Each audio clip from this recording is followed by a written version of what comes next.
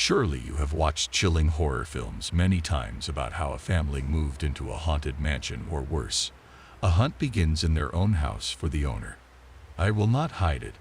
I like to tickle my nerves watching various kinds of horror movies, but I did not think that such things could happen to me.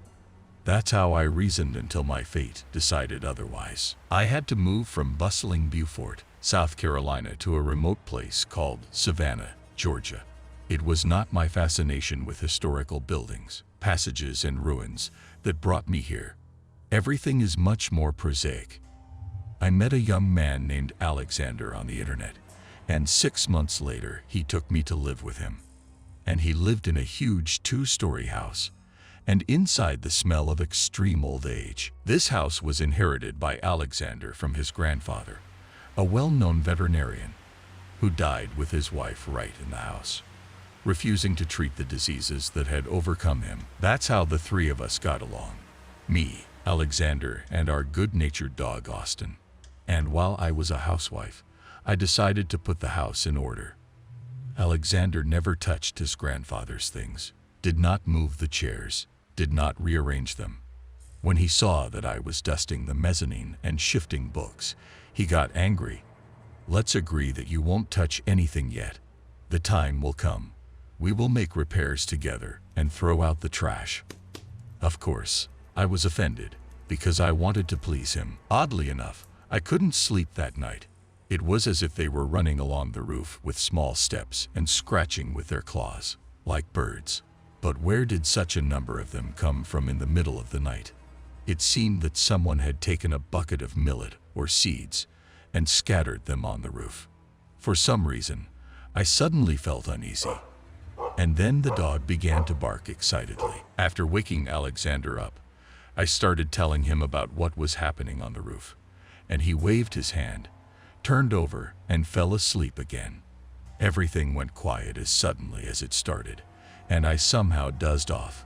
When I woke up, the first thing I did was go outside to look at the roof. I put a ladder, climbed up. I didn't find anything related to night sounds. There weren't even any traces of birds. When I went downstairs, I ran into a black, well-fed cat who brazenly looked at me and screamed heart-rendingly. Not paying attention to this, I went into the house. The next night, it all happened again. Small feet drummed on the roof again. When I came out of the bedroom, I saw the dog looking in the direction of my grandfather's former office. He didn't move. He didn't move even when I called him. He seemed to see something that was inaccessible to human vision. He did not answer my call. I looked out of the window facing the courtyard, and at the same moment I met the eyes of the same black cat. With a quick step, I headed back to the bedroom, crawled under the covers, and couldn't sleep all night. In the morning, I found that all the doors in the rooms and closets were open, and some books just fell off the shelves.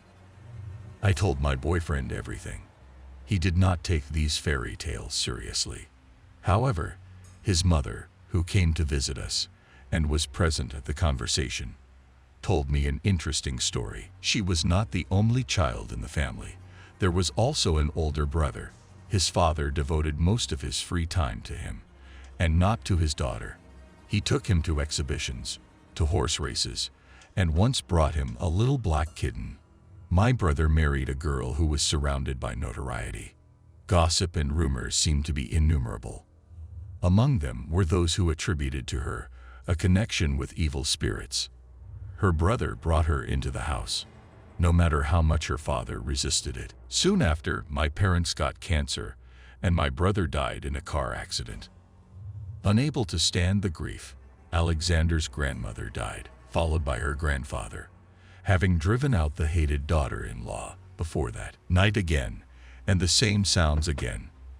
And again Austin was singing excitedly, looking towards his grandfather's room.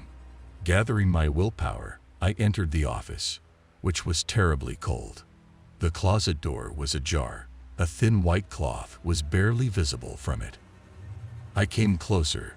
It was a wedding dress. Waking Alexander up, I demanded an explanation.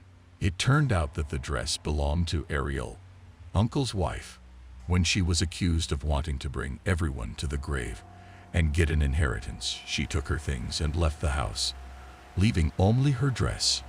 Before leaving, she cursed the mansion and everyone present. Grandfather, before his death, it seems, having fallen into insanity, strictly forbade to touch anything, and even more so to throw it out of the house. Alexander admitted that many times he was going to clean up and throw out old unnecessary things, but something always stopped him. The next morning, we burned the ill-fated dress.